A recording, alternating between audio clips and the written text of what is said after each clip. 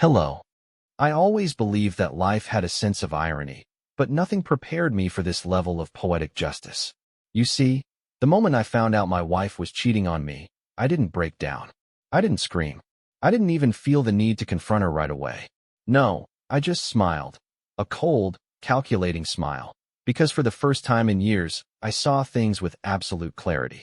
Sophia had spent years weaving her little web of deception, thinking she was the mastermind, thinking I was too blind, too trusting to ever see it. But she underestimated me. That was her first mistake. It started on a Tuesday, the kind of day that feels painfully ordinary until, suddenly, it isn't. I was in my studio, lost in the smell of oil paints and the soft scratch of my brush against the canvas, when my phone buzzed with a notification. At first, I ignored it. I was in the middle of something that mattered to me. But the second buzz was persistent, so I glanced at the screen. A message. One that wasn't meant for me. It was from Sophia's phone, but the words weren't hers. They were his. Last night was incredible. I can still taste you. Same time tomorrow.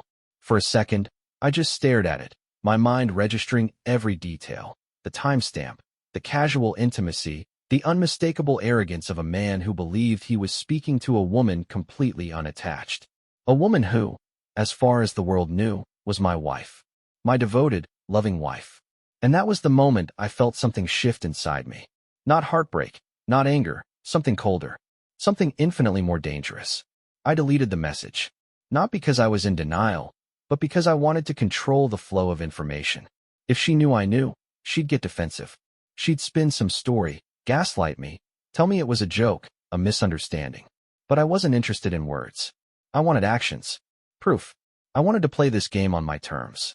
That night, I studied her. Every little movement. The way she laughed too easily, kissed me just a little too softly, as if she were compensating for something. Her phone, never out of arm's reach, her screen tilted just enough so I couldn't see. I said nothing. I just watched. Observed. Let her think I was still the oblivious husband, too lost in his art to notice the cracks forming in his marriage. Over the next week, I played along. I became the perfect husband, the one she never appreciated. Flowers on random days, long, thoughtful conversations about her interests, a sudden, almost excessive interest in our marriage. She had no idea she was under a microscope. And then I started gathering evidence. Not just text messages, I wanted more. I went through our shared cloud storage, cross-referencing locations, digging into forgotten backups, setting up subtle little traps. A lost earring in the car, a misplaced receipt from a hotel I had never been to, a cologne scent that was definitely not mine. It was almost too easy. The more I dug, the sloppier she got, as if the universe wanted me to see the full picture. 2 weeks later, I knew everything. His name, his face, where they met, how long it had been going on. The pathetic little love notes they sent each other, the inside jokes, the careful planning of their little rendezvous. They had even been bold enough to mock me in their conversations. He's so busy painting, he doesn't even notice when I sneak out. Poor Aaron. Poor Aaron. The words stuck with me, but not in the way she intended. They fueled something inside me. Something dark, something patient. If she thought I was blind before, she was about to learn just how clearly I could see. But I wasn't going to explode. I wasn't going to be the husband who lost his mind, who gave her the satisfaction of a dramatic confrontation. No, I was going to make sure she felt every inch of the betrayal, the way I had. And then, when she least expected it, I would leave her in ruins. That night, I held her a little longer than usual. She smiled against my chest, thinking she had me exactly where she wanted me. That was her second mistake. Let the game begin.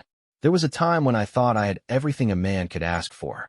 A beautiful wife, a stable career, a home filled with warmth and familiarity.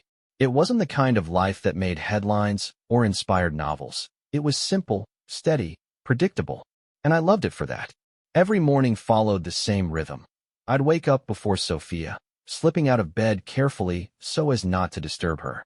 She always looked so peaceful in the mornings, her dark hair fanned out on the pillow, one arm curled under her chin. I'd head to the kitchen, make coffee, and sit by the window, watching the world wake up while the rich scent of espresso filled the air. By the time she came downstairs, rubbing sleep from her eyes, I'd have her cup waiting for her. Black, 2 sugars, just the way she liked it. She always smiled at that, a small, effortless thing, like she had never doubted that I'd be there, making her morning easier. We'd exchange little words, half-asleep murmurs about the weather, weekend plans, or something ridiculous our neighbor had done. It was a ritual, one that felt unshakable, as natural as breathing. Mornings led into work. My studio was in the house, a sprawling space with high ceilings and windows that bathed everything in soft, golden light. I'd lose myself in my paintings for hours, while Sophia prepared for work in the other room, bustling through her morning routine with the efficiency of someone who had everything perfectly in place. She was a corporate strategist, sharp and ambitious, always glued to her phone, always planning her next move. I admired that about her. Where I was introspective, drawn to colors and emotions, she was pragmatic, logical, thriving in a world of deadlines and negotiations. We were different, but I always believed that was our strength. I'd paint, she'd build. I'd dream, she'd execute. Together, we had balance. Or so I thought. Our evenings were filled with quiet intimacy. She'd come home late sometimes, exhausted from back-to-back meetings, and I'd have dinner ready. Nothing fancy, just something warm, something familiar. We'd eat on the couch, watching reruns of old shows we had memorized by heart, wrapped in the kind of comfortable silence that only comes from years of knowing someone inside and out. Afterward, she'd nestle into my side, her fingers absently tracing patterns on my arm, and I'd run my hands through her hair, enjoying the simple closeness of it all. Looking back, I wonder how much of it was real. How much of that warmth, that ease, was genuine. How much of it was her, and how much was just me projecting the life I wanted onto the person I loved. Because there were signs. Small things I brushed aside at the time. Like the way she started checking her phone more often, even when we were supposed to be unwinding. The way she began taking calls in the other room. Her voice hushed but urgent. At first, I didn't think much of it. Work was demanding, and she had always been dedicated. But then there were the sudden late nights, the spontaneous business trips that she never used to have, the lingering scent of cologne that wasn't mine, the way she started dressing just a little differently. Not for me, not for our life, but for something else, something I wasn't a part of. Still, I ignored it. I convinced myself that I was overthinking, that relationships change over time. People get busy, they evolve. But now, looking back, I can see it all so clearly. The gradual erosion of affection, the way she started pulling away without me even realizing it. Love doesn't end in a single moment. It fades in the unnoticed spaces, in the silences between words, in the way someone stops looking at you like you're their world and starts looking at you like an obligation. There were moments, little flashes, where I'd catch something in her eyes, hesitation, maybe guilt, but she always masked it well. And I let her, because it was easier to believe in the life I thought we had than to acknowledge the truth creeping in at the edges. I remember one night in particular. It was raining, the kind of heavy storm that makes the world feel smaller, more intimate. We were lying in bed, and she reached for my hand, threading her fingers through mine in the dark. It felt like an anchor, a reassurance. And for a second, I believed it. I believed that no matter how busy she got, no matter how distant she seemed at times, she was still mine. I didn't know it then, but that was the last time she ever reached for me first. The thing about betrayal is that it doesn't just happen, it builds.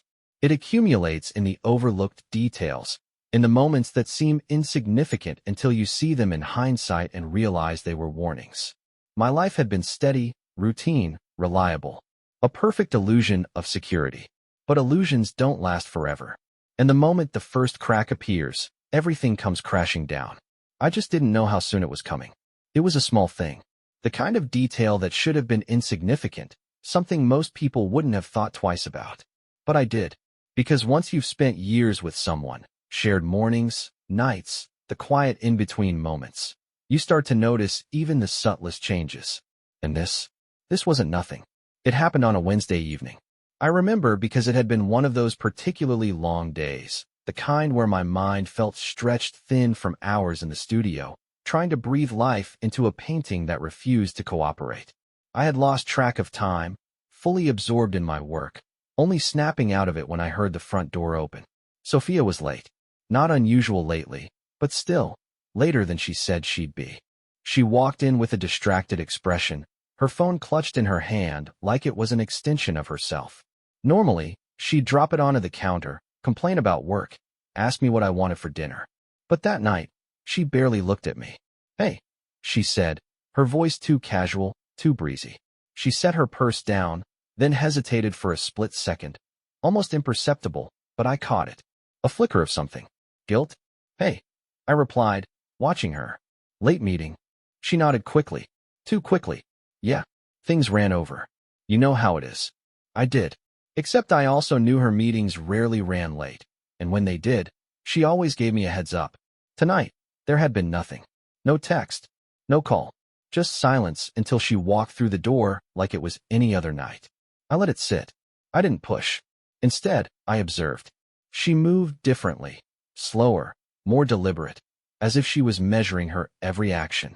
When she went to the fridge, she kept her back to me longer than usual, as though she needed the extra seconds to compose herself. And then came the first real crack. Her phone buzzed. Once. Twice. She glanced at it, and I saw something shift in her posture, tension, hesitation. Then, as if deciding something, she flipped it over, screen down. That was new. Sophia had never been the type to hide her phone from me. If anything, she was always the one scrolling through social media right in front of me, laughing at texts, showing me memes, letting her notifications light up freely on the table. But tonight, she was careful. I leaned against the counter, my mind already working through the possibilities. Maybe it was nothing. Maybe I was just overanalyzing, letting the exhaustion of the day cloud my judgment. But something didn't sit right. I decided to test the waters. Who was that? Her reaction was too controlled, a little too smooth. She shrugged, barely glancing at me. Work stuff. Work stuff. Vague, non-committal. The kind of answer designed to shut down further questions. At this hour? I pressed, keeping my tone light, curious. She gave me a smile, small, tight. You know how it is. Everyone's always connected. I nodded slowly. Right. Everyone except you, apparently. That made her pause. Just for a second. What do you mean? She asked, tilting her head. I gestured toward her phone. You never turn your screen down. Ever. There. A reaction. Subtle but real. A brief flicker of something. Surprise? Irritation? Fear? She laughed, but it was forced, too airy. Oh, come on, Aaron. I just didn't want any distractions while we're talking. A smart answer. An answer that, on the surface, made perfect sense. But it was also a lie. I could feel it in my bones. Still, I let it go. For now, I wasn't the kind of man to accuse without proof, to jump to conclusions based on gut feelings alone. But I was also not blind. The thought lodged itself in my mind, a small, nagging itch at the back of my skull. For the rest of the evening, I watched her. Not obviously, not in a way that would make her defensive. Just small, calculated observations. The way she seemed distant, like she was in the same room, but not really there. The way she avoided eye contact just a little more than usual. The way she kept her phone within arm's reach, but never once checked it in front of me. By the time we went to bed, I was sure of one thing. Something was off. As she curled up next to me, her breathing slowing into the rhythm of sleep, I stared at the ceiling, my mind racing. Maybe it was nothing. Maybe it was just a stressful week. Or maybe, just maybe, this was the first thread unraveling. The first sign that my perfect, predictable life was about to fall apart. And if that was the case, I needed to be ready. A man who trusts blindly is a fool, and I refused to be one. That night, as Sophia slept beside me, her breathing steady and unbothered, my mind was anything but still. The signs were there, subtle but undeniable. The late nights, the guarded phone, the careful pauses before answering even the simplest questions. A woman who had once shared every detail of her life with me was suddenly withholding, measuring her words as if each one had the potential to betray her. It wasn't paranoia. It was a pattern, and I had spent my life studying patterns. The next morning, I adjusted. I played my role flawlessly, just as she had been playing hers. If she was going to keep secrets, I would pretend not to notice. If she was lying, I would nod along, giving her just enough space to think she was in control. Because that was the mistake people like Sophia made. They believed they were the smartest person in the room, that they could manipulate, deceive, and get away with it. But they never considered what would happen if the person they were playing turned the game against them. I started with the simplest method, observation. People give themselves away in the details, in the unconscious habits they don't even realize they have. And Sophia? She was no different. She had developed a new attachment to her phone, one that went beyond casual distraction. It was always on her, always positioned screen down, always met with a quick glance and a swipe whenever a notification appeared. I tested her. During breakfast, I casually reached for her phone as if to hand it to her. Her reaction was instant. Her hand shot out, fingers tightening around the device before I could even touch it. "Oh, I got it," she said with a light laugh, too forced, too eager. I just smiled and let go. Strike one. Then there were the passwords. Sophia and I had always shared everything, our streaming accounts, our bank logins, even the passcodes to our phones. There was no need for secrecy. Until now. That evening, while she was in the shower, I tried her phone. The code had changed. Not surprising, not immediately damning, but certainly telling. People don't change their passwords without a reason. Strike two. The next day, I decided to push a little further. "Hey," I said over dinner, keeping my tone light. "What time did your meeting end last night?" She barely looked up from her plate. "Oh, around 9, I think." I tilted my head. "That's weird. I called your office around 8:30, and they said you had already left." There it was. A pause, brief but noticeable, before she recovered. "Oh, right. I stopped by a coffee shop on the way home. Just needed to clear my head before coming back." It was a good lie. Smooth. Casual.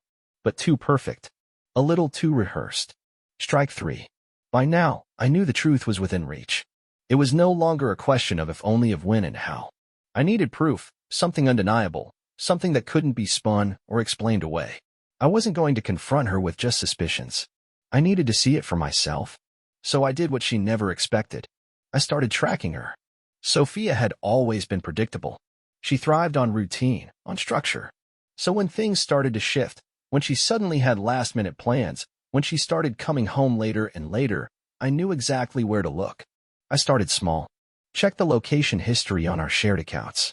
She had always been careless about those things, never bothering to disable tracking. But now? Nothing. The settings had been turned off. Another careful, deliberate choice. Another attempt to cover her tracks. Fine. That just meant I had to get creative. I waited until she was asleep before checking her car. A simple trick, really, her navigation history. Even if she deleted it, some addresses still lingered in the system. And there it was. An address that wasn't familiar. Not her office, not a friend's house, not anywhere we had ever been together. I took a picture of it, saving it for later. The next day, I decided to follow her. Not in a way that would make her suspicious. I wasn't careless. I let her believe she was in control, let her think she was slipping away unnoticed. She left the house at 6, claiming she was heading to a company dinner. I waited 5 minutes, then got in my car and tailed her. Not too close, not too obvious. I already knew where she was going. I just needed to see it for myself. When she pulled up to the address in her navigation history, I felt a strange kind of calm settle over me. It wasn't a restaurant. It wasn't a corporate event space. It was an apartment complex. She parked, stepped out, checked her reflection in the side mirror, then smoothed down her dress. She was nervous. Excited. She walked toward the entrance with a purpose, pulling out her phone, sending a quick text. A few seconds later, the door buzzed open, and she disappeared inside. I didn't move. I didn't need to. I had already seen enough. This wasn't an accident. This wasn't a misunderstanding. Sophia was cheating on me. Now, the real game began. There's a moment, a single, defining moment, where your entire perception of reality shifts. A second before, you believe one thing. A second after, everything changes. I felt it the moment Sophia stepped inside that apartment. The confirmation of something I had already suspected, but seeing it with my own eyes hit differently. No more guessing, no more assumptions. This was real. She was real. And so was her betrayal. I didn't leave right away. I sat in my car, gripping the steering wheel, watching the entrance like a man studying a crime scene. Because that's exactly what it was, the moment my marriage died, the moment the life I thought I had crumbled into something unrecognizable. The worst part? I wasn't surprised. Anger? Yes. Contempt? Absolutely. But shock? That had passed long ago, in the moments leading up to this night. The secret texts, the evasive answers, the sudden shift in habits, all of it had prepared me for this. And yet, sitting there, staring at the door she had disappeared behind, I felt something deeper, something colder settle into my bones. I checked the time. 6:47 p.m. How long would she stay? An hour? 2? The thought of her inside, tangled up with someone else, made my jaw clench, but I forced myself to stay calm. Losing control wouldn't serve me here. No, I needed clarity. I needed to think. I grabbed my phone, took a picture of the apartment complex, then zoomed in on the numbers near the entrance. The pieces were falling into place, but I needed more. Evidence that couldn't be denied, that couldn't be explained away with weak excuses. I opened a browser, quickly searched the building's address. Luxury apartments. Expensive. Not exactly the kind of place you rent for a casual business meeting. I scrolled through property listings until I found what I was looking for: tenant reviews. And then, buried in the comments, a name. Brandon Carter. It wasn't a name I recognized, but that didn't matter. A few more searches and I had enough. A finance executive, single, lived alone. His LinkedIn profile was polished, his social media accounts curated, but one thing stood out: his company worked with Sophia's firm. So that was him. The man she was risking everything for. I exhaled slowly, forcing my heartbeat to steady. My mind wasn't clouded by rage, it was sharp, calculating. This wasn't just a betrayal. This was premeditated. She had built this affair like a carefully managed project, ensuring every detail was hidden, covering her tracks just enough to keep me in the dark. But she had underestimated me. She thought I was just an artist, a dreamer too wrapped up in my work to notice the cracks forming around me. That was her mistake. I glanced at my phone again. No messages from her. No check-ins. No guilt-ridden excuses about being late. She wasn't thinking about me at all. That was the part that made my chest tighten, not just the affair itself, but the sheer ease of it for her. How effortless it had been for her to lie, to walk through our front door every night and pretend that everything was fine. I needed proof. Real, undeniable proof. So I waited. An hour passed. Then another. I kept my distance, far enough that I wouldn't be noticed but close enough to see the entrance. At 9:22 p.m., the door buzzed open, and there she was. Sophia stepped out, adjusting her coat, running a hand through her hair as she glanced at her phone. She looked different, relaxed, like she had just exhaled a breath she had been holding all day. I had seen that expression before, after we'd spent long weekends together, wrapped in each other, her body loose with satisfaction. Now, she had that same look, but it wasn't because of me. A second later, he appeared. Brandon. Tall, well-dressed, the kind of man who oozed confidence, the kind who thought he could take whatever he wanted and never face the consequences. He leaned against the doorway, smirking as he watched her walk toward her car. And then, just as she reached the driver's side, he called out, "Tomorrow, same time?" She turned, smiled, my wife smiled, and nodded. "Of course," she said, her voice light, easy. As if this was normal. As if none of this meant anything. She got in her car and drove off. Brandon lingered a moment longer before heading back inside, shutting the door behind him like this was just another night, just another routine. I sat there, watching the taillights of her car disappear down the street, and something inside me settled. The anger, the betrayal, the bitterness, it all condensed into something solid, something purposeful. There would be no confrontation, no screaming matches, no desperate pleas for explanations. She wasn't going to cry, beg for forgiveness, spin lies to justify her actions. She was going to lose. I had enough evidence to break her world apart, but I wasn't going to be reckless. No, this needed to be perfect.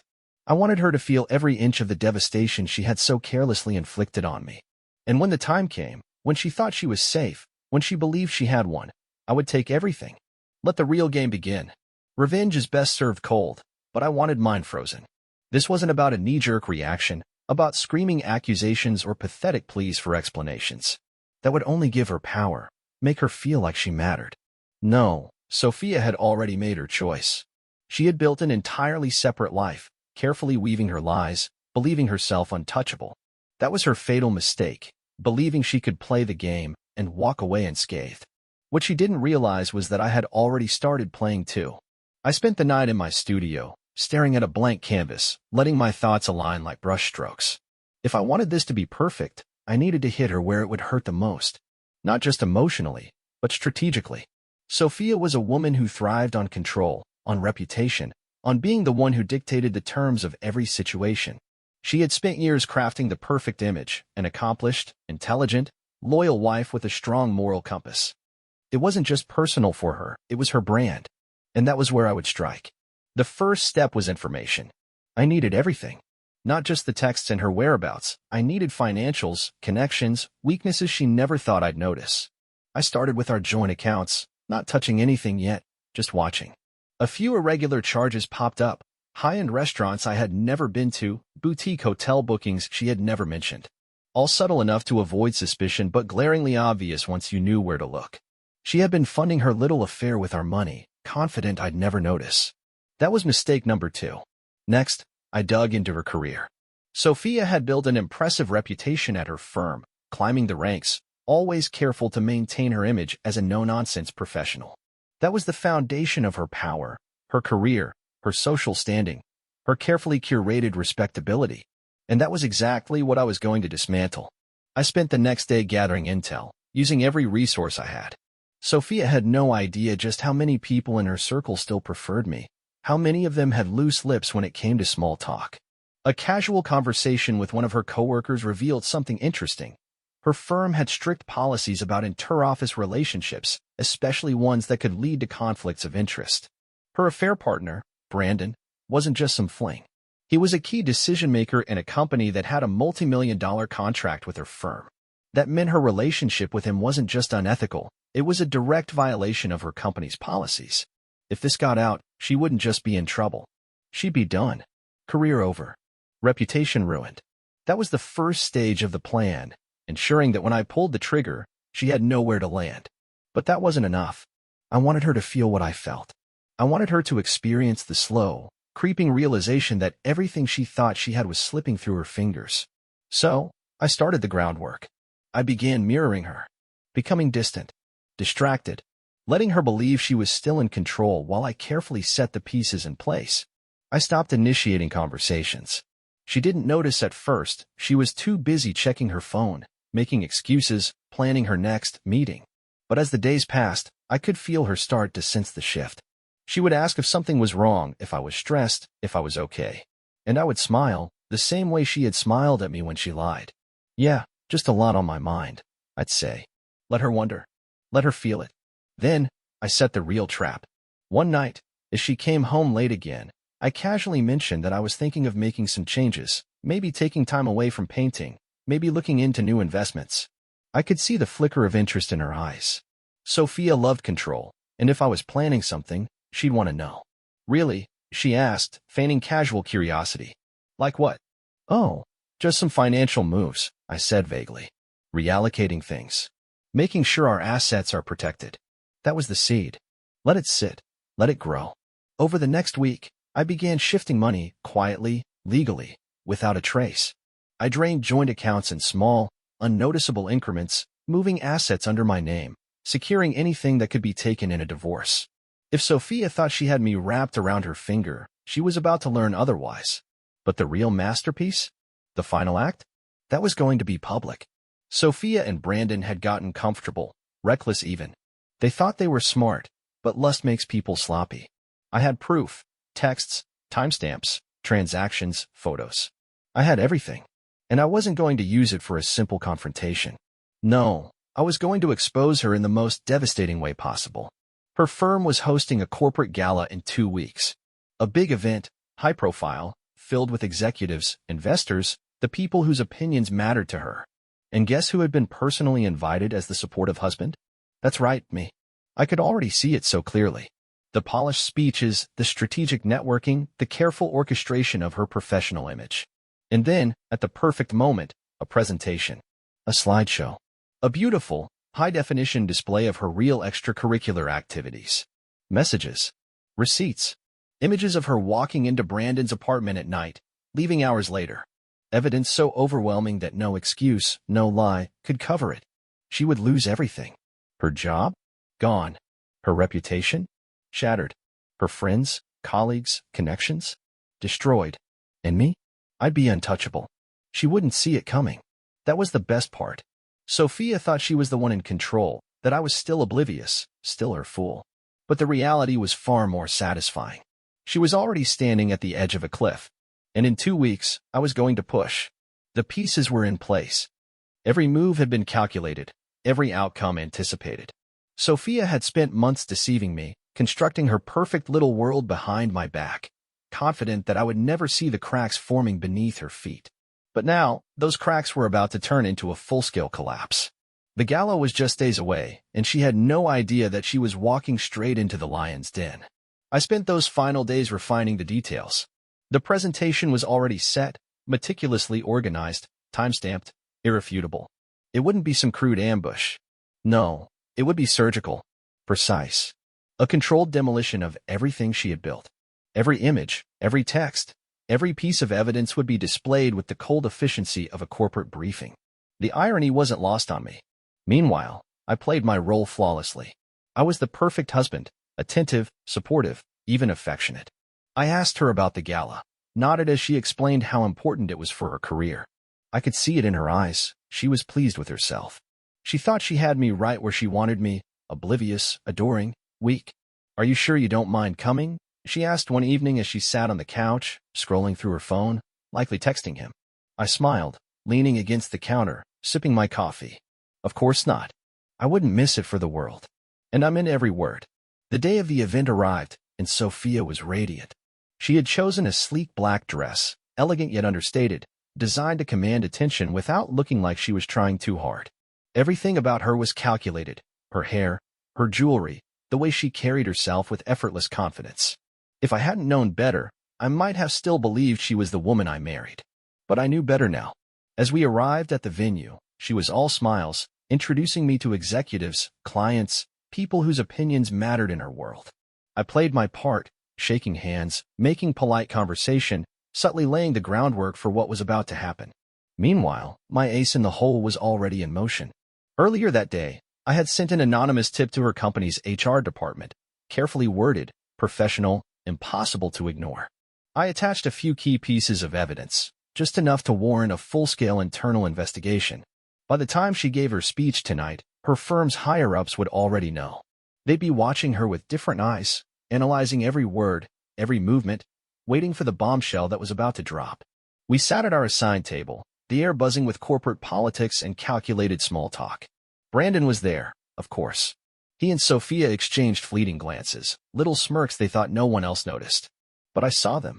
I let them have this moment, the last one they would ever have. Then, the time came. The event's host took the stage, thanking the guests, highlighting the company's achievements, before inviting Sophia up to speak. She rose gracefully, radiating power, completely unaware of what was about to happen. As she reached the podium, the lights dimmed slightly, the projector screen behind her flickering to life. My heart was steady. No hesitation, no second thoughts. This was inevitable. Sophia began speaking, delivering her carefully prepared speech about integrity, leadership, corporate ethics. The irony was suffocating. And then it happened. The screen behind her changed. At first, it looked like a technical glitch, a flicker, a momentary disruption. But then, the first image appeared. A text message thread, large and undeniable. Sophia's name at the top, followed by his. Explicit messages. Dates. Locations. Hotel bookings charged to our account. There was a ripple through the crowd, a shift in energy as conversation stopped. People leaned in, eyes widening, whispers spreading like wildfire.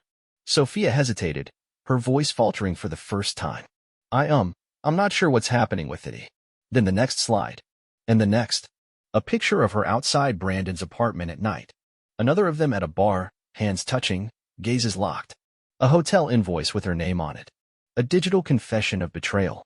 She turned, finally seeing what everyone else was seeing, and the color drained from her face. Panic. Raw, unfiltered panic. The room was silent. No one moved. No one spoke. Then, a voice, her boss. "Sophia, what the hell is this?" She turned back, opening her mouth, searching for a lie. But there was nothing. No excuse that could erase what had just been broadcast to an entire room of powerful people. And then, the final blow. A company executive stood up. "I think we need to have a conversation outside." Immediately, Sophia staggered back. Her eyes darted toward me, wild, desperate. And for the first time, she saw me. Really saw me. I gave her nothing. No emotion. No anger. Just a calm, knowing look. Brandon, that arrogant bastard, had already disappeared into the crowd, abandoning ship the moment things got real. Just as I expected. And me? I simply stood, straightened my tie, and walked away. Sophia's world had just collapsed in front of her. And I hadn't even gotten to the best part yet. Sophia stood frozen, her breath coming in short, uneven gasps. The room around her had transformed from a stage of admiration into a spectacle of judgment. Executives whispered behind their hands, clients exchanged knowing glances, and her colleagues, a mixture of shock and satisfaction, watched as their perfect, untouchable Sophia shattered before their eyes. The controlled, calculated woman who once dictated the terms of every conversation now stood there, stripped of all authority, exposed, vulnerable, powerless. Her boss, a stern man in his 60s with a reputation for being ruthless in business, stepped forward, his face unreadable. "Sophia," he said, his voice low but carrying weight, "we need to talk. Now." She whipped around to face me, her eyes wide, desperate, begging for a reality that didn't exist. "Aaron," she whispered, her voice cracking, "what did you do?" I tilted my head slightly, studying her as if she were a stranger. "I did what you never expected," I said evenly. I paid attention. Tears welled in her eyes. Not because she regretted what she had done, but because she had lost control. She took a step toward me, reaching out as if the touch of her hand could somehow undo months of betrayal. "Please," she choked. "This isn't what it looks like." I let out a soft breath, almost amused. Even now, even with everything in the open, she still thought she could manipulate the outcome. That if she said the right words, played the right role, she could rewrite the narrative in her favor. I leaned in slightly, my voice calm, controlled, final. "Sophia," I murmured, "it's exactly what it looks like." Her face crumpled. Panic flickered through her expression, and suddenly, she wasn't the confident, composed woman who had been orchestrating 2 lies behind my back. She was desperate. Drowning. Her boss turned to one of the senior executives. "Clear the conference room. This is a serious issue." She let out a shaky breath, nodding rapidly, grasping at any chance to contain the damage. Yes, of course. I can explain." Her boss cut her off with a single look. "Not here." His eyes swept over the room, the audience still watching, still waiting. He lowered his voice, but the intensity didn't fade. "The board will be informed of this immediately." The weight of those words hit her harder than anything else. The board. The people who decided whether she had a career tomorrow or not. Her hands trembled. "Sir, please, this is a conflict of interest."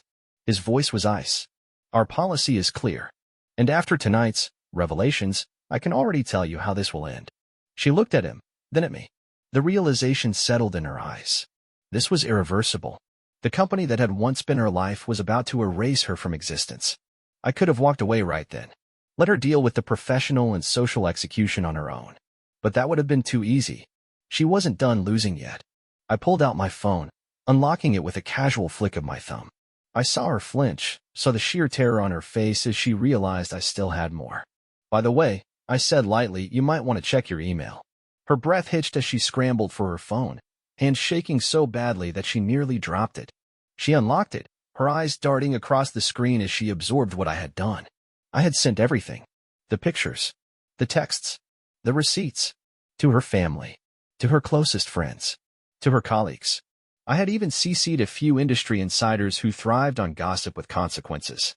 Her entire world had just been served to her on a silver platter, and she could do nothing but watch as it burned.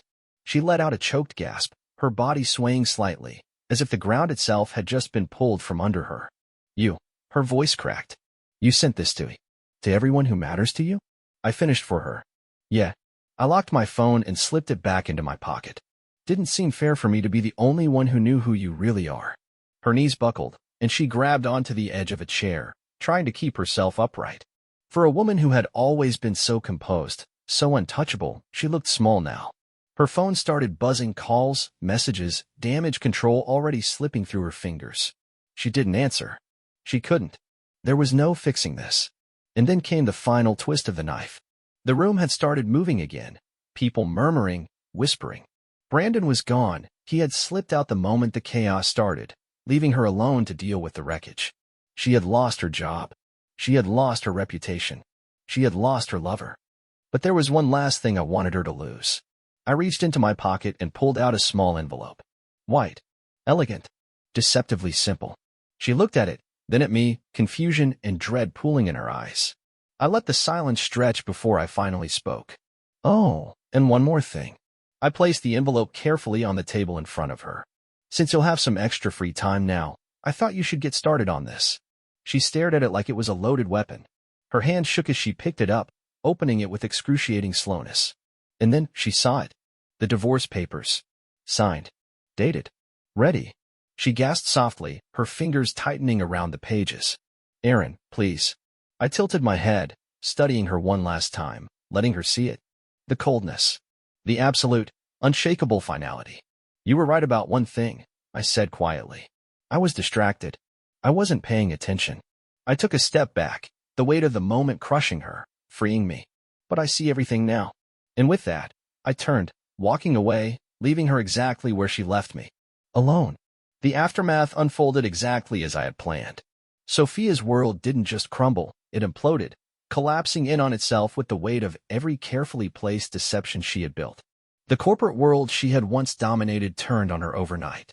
The board wasted no time in launching a full investigation into her relationship with Brandon, and within 48 hours, she was officially terminated. No severance. No negotiations. Just a cold, impersonal email informing her that her services were no longer required. A woman who had spent years climbing the corporate ladder, who had sacrificed everything to be seen as an indispensable asset, was now untouchable. No firm in her industry would take the risk of hiring someone with her reputation, not after the scandal that followed. The emails I had sent out ensured that her name was poison in professional circles. Colleagues distanced themselves instantly, eager to avoid association with her disgrace. The carefully curated network of business connections she had spent a decade building? Gone. And as for her so-called friends, they were nowhere to be found. The ones who had admired her success, who had envied her ambition, suddenly had nothing to gain from her presence. Then came the fallout with her family. Sophia had always prided herself on being the golden child, the one who had made something of herself while her siblings struggled to keep up. But when the news reached them, when her parents opened their inboxes to find concrete proof of who their daughter really was, they cut her off completely. Her mother, a woman who had always boasted about Sophia's achievements, refused to even speak to her. Her father, a man of quiet dignity and firm principles, simply told her, "You are no longer welcome in this family." She was alone. Brandon, of course, had disappeared.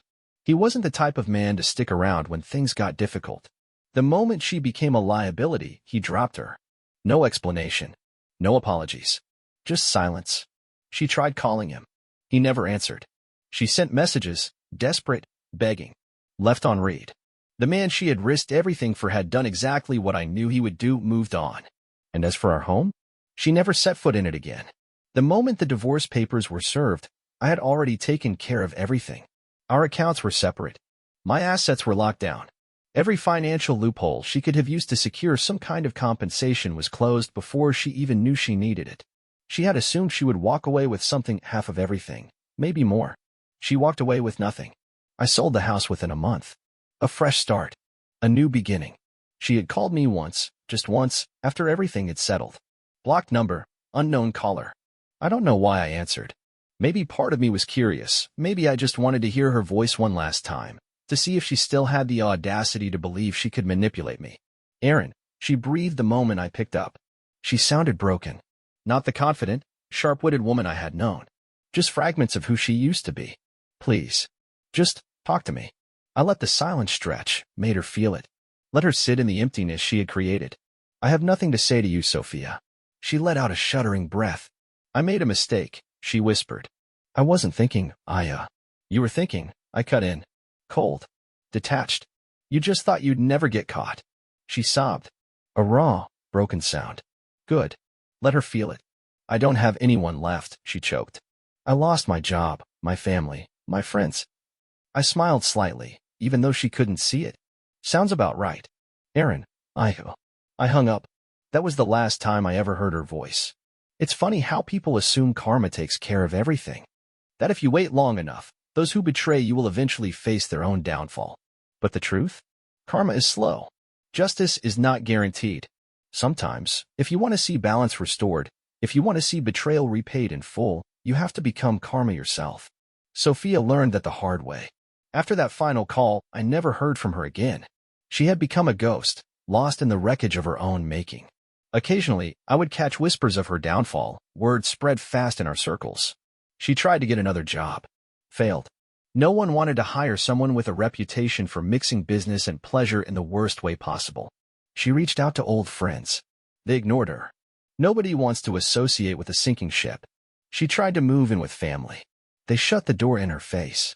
And as for Brandon, he thrived. Unscathed. He walked away with his career intact, his reputation barely scratched, his life unchanged. Because that's how these things go, don't they? The man walks free. The woman takes the fall.